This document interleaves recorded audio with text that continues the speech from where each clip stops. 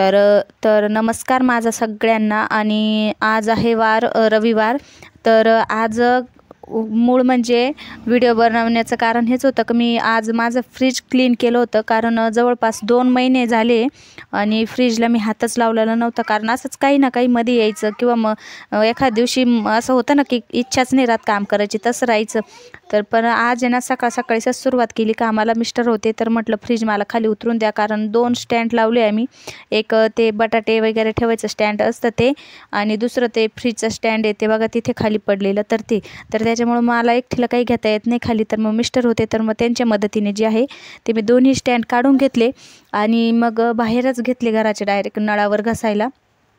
तर इथे ना सोबत घरातला पसारा पण आवरत होते आणि ते फ्रीज मागं पाणी साचलेलं होतं, तर ते पण सांडून गेलं होतं। तर मग आधी ते पुसून घेतलं आणि हे बघा कशी या स्टँडची अवस्था आता कशी झाली आहे। खूपच म्हणजे इतकं खराब झालं होतं तर खूप लाज वाटत होती मलाच। आणि इथे या नळाखाली आली मी डायरेक्ट घसायला, म्हटलं मोकळ्या पाण्यात मस्त निघेल। आणि इथे म्हणजे हे क्लीन करताच आली केकची ऑर्डर। तर मग घसत पण होते आणि त्यांच्याशी बोलत पण होते की कसा पाहिजे त्यांना केक काय। तर केक पण दाखवणार आहे पुढे मी कसा बनवलेला आहे। तर चला पूर्ण व्हिडिओ नक्की बघा।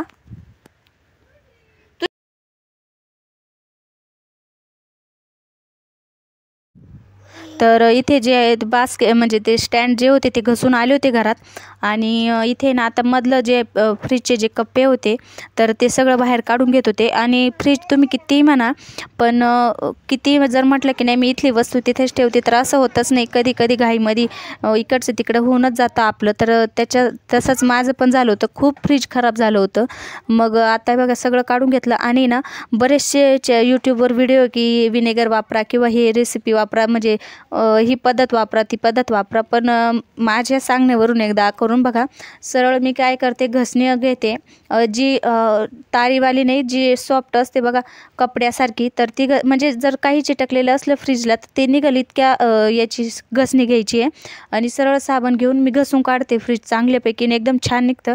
तर हे बघा फ्रीजची कशी अवस्था झाली होती, म्हणजे जे हे रबर आहे ना त्याला पूर्णपणे काळं असं हे झालं होतं। तर मग म्हटलं आज ना 1-1.5 तास लावलाच मी त्या फ्रीजला आणि पूर्ण चकाचकच केलं, स्वयंपाक वगैरे काहीच केला नव्हता। आणि हे बघा आता ना इथे डायरेक्ट घसणीने घसून घेत होते मी, म्हणजे ना एकदम छान निघतं। किती काळा पडलेला असलं ना रबर याचं हे तरी ते म्हणजे एकदम येणे आरामात निघून जातं। तर मी दरवेळा असंच करते, घसणीनेच घसून काढते, घसणीने आणि साबणीने। लागतो थोडा टाईम लागतो पुसायला पण खूप छान निघतं आणि ना 1-2 महिने परत विषय म्हणजे टेन्शन राहत नाही की फ्रीज खराब होईल का काय। त्यानंतर घसून घेतलं सगळं व्यवस्थित कानाकोपरा फ्रीजचा आणि एक मऊसूद असा कपडा घेऊन पुसून घेतलं व्यवस्थित साबणीचं, म्हणजे वास तर येतच नाही पण साबणीचा थोडा म्हणजे साबण नाही पण थोडासा फेस झाला पाहिजे अशा पद्धतीने घसलं आणि व्यवस्थित चांगलं पुसून काढलं। आणि हे बघा किती भारी लगेचच फरक दिसतो तुम्हाला, म्हणजे एकदम छान असं एकदम भारी दिसतं डोळ्याला पण। आणि व्यवस्थित कानाकोपरा व्यवस्थित पुसून घ्यायचा आहे फ्रीजचा।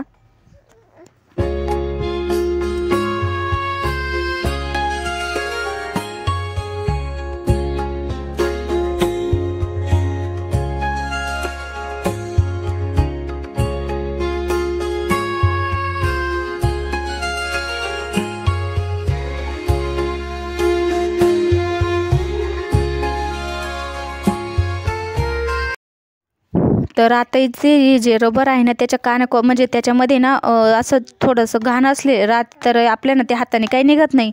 तर काय करायचं, आपला जो ब्रश असतो छोटा त्याने काढायचं, किंवा तो जर नसला तर टाचण प्रत्येकीकडेच असते आपल्याकडे, तर टाचण घ्यायची कपड्यामध्ये घालायची आणि व्यवस्थित अशी पुसून काढायची। नक्की फरक कळेल तुम्हाला आणि नक्की जर तुम्ही ट्राय कराल तर नक्की कमेंट करून सुद्धा सांगा मला की ही ट्रिक कशी वाटली।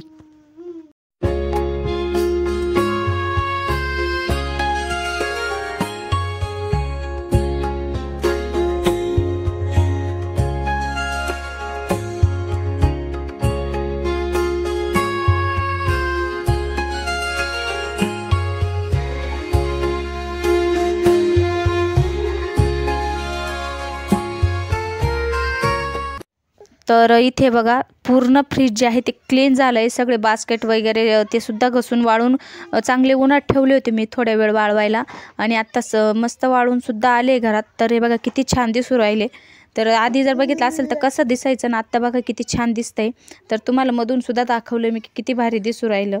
तर आत्ता म्हणजे माझ्याकडं काही सामान म्हणजे भाजीपाला वगैरे काही नव्हता एवढा, पण जितका होता तितका मी लावलेला आहे मध्ये. आणि तुम्हाला दाखवणारसुद्धा आहे की पुढे कसं दिसतंय. तरी बघा मध्ये इथं फ्रीजरमध्ये जी आहे ती मी क्रीम ठेवलेली, जास्त म्हणजे नाहीच राहत त्याच्यामुळं मग काही विषयच नाही जास्त ठेवण्याचा. तर इथे मी ठेवली व्हिप क्रीम ठेवली आहे. आणि खाली जे आहे म्हणजे जास्त दूध जर असलं तरच दूध राहतं फक्त, नाही तर मग सगळं जे खाली हा ड्रॉवर आहे त्याच्यामध्येच भाजीपाला ठेवते. आणि इकडं सगळं मसालेच ठेवले खाली, म्हणजे एक्स्ट्राचे जे आहे ते. आणि इथे सगळे हे केकचे प्रोडक्ट आहे, म्हणजे मला काही जे लागतं ते. आणि बाकीचं सगळं जे फ्रीज आहे ते रिकामच असतं. तर आज सकाळी म्हणजे तुम्ही मगाशी बघितलाच व्हिडिओमध्ये मी आज फ्रीज क्लीन केलं आहे. आणि सकाळचा व्हिडिओज बनवला नाही मी, फ्रीज क्लीन केलं. आणि त्याच्यानंतर केकची ऑर्डर होती तर मग ती कंप्लीट केली. तर केक कसा बनवला आहे ते दाखवतेच मी तुम्हाला पुढे. तर आत्ता वाजले 5 आणि आत्ता मला घरातले म्हणजे जेवणाचे म्हणजे दिवसभरचे जे काय जेवणाचे भांडे काय केकचे थोडेसे ते, तर ते सगळे भांडे घासायचे. आता संध्याकाळची जी घरातली झाडझूड राहते ती आवरायची आहे. तर चला कंटिन्यू राहा ब्लॉगवर. आणि ब्लॉग कसा वाटला ते नक्की कमेंट करून सांगा. आणि थँक्यू सो मच, तुम्ही त्या माझ्या एक व्हिडिओला खूप सारं प्रेम दिले त्या व्हिडिओसाठी. तर मनापासून आभार. आणि सगळ्या व्हिडिओला असंच प्रेम द्या. तर चला जवळपास त्या व्हिडिओला 2200 असं काहीतरी व्ह्यूज गेले, म्हणजे दररोज वाढूच राहिले. तर त्यासाठी खूप खूप धन्यवाद. आणि दुसऱ्या व्हिडिओसुद्धा असंच प्रेम द्या. तर चला आता कंटिन्यू करू आणि काम आवरून घेते मी. तर इथे ना संध्याकाळचे 6 वाजले होते, सॉरी 5:30 वाजले होते. आणि मी घेतलं होतं किचन, म्हणजे थोडंसं भांडे वगैरे पडलेले होते तर ते घासायला. आणि ही किचन खाली खूप पसारा वाटत होता मला. तर म्हटलं 5-1 मिनटं लागतील पण आवरून घेऊ. तर सगळं म्हणजे इथे ना केकसाठी लागणारे बॉक्सेस, ते केकचंच सगळं सामान असतं. तर म्हटलं आवरून घेऊ. तर पटकन ते सगळं बाहेर काढलं, झाडू फिरून घेतला. आणि व्यवस्थित जे बॉक्सेस असतात किंवा जे ट्रे ते सगळे व्यवस्थित ठेवले तिथं मांडून, मेणबत्त्या वगैरे केकसाठी म्हणजे बड्डेसाठी लागणाऱ्या. तर ते सगळं व्यवस्थित अरेंज केलं तिथं. आणि नंतर थोडेसे म्हणजे खडे मसाले होते, मोहरी जिरे वगैरे, तर ते डब्यांमध्ये भरून ठेवलं. आणि घर झाडून भांडे घासायला बाहेर घेतले होते.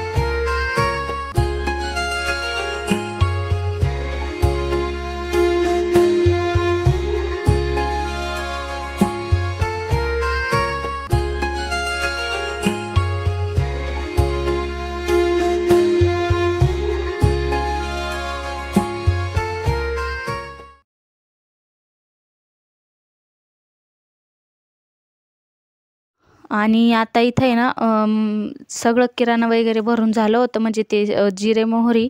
आणि आता इथे केक पॅक करायला घेतला. म्हटलं सगळ्यांना दाखवून पण देऊ कसा बनवलेला आहे आणि पॅक पण करून ठेवू, म्हणजे कस्टमर आला की लगेच देता येईल. आणि बघा बड्डे बॉयचा म्हणजे मुलाचा बड्डे होता, तर मग श्रेयांश नाव होतं त्या बाळाचं पण. तर मग नाव टाकायला सांगितलं होतं. आणि काय झालं, फ्रीजरमध्ये ठेवलं होतं तर लाईट गेली असेल बहुतेक कधीतरी, तर थोडंसं बर्फच जे आहे ते त्याच्यावर पडलं होतं. तर त्याच्यामुळं तिथं थोडंसं असं म्हणजे कलर हे झालं होता, पण काही नाही, नाव दिसत होतं आणि व्यवस्थित होता. तर मग पॅक करून ठेवला आणि म्हणजे मग कस्टमर आला की लगेचच देता येईल, त्यांना जास्त वेळ म्हणजे उभं करून नाही ठेवता येत. तर इथे जो आहे तो केक पॅक केला आहे मी.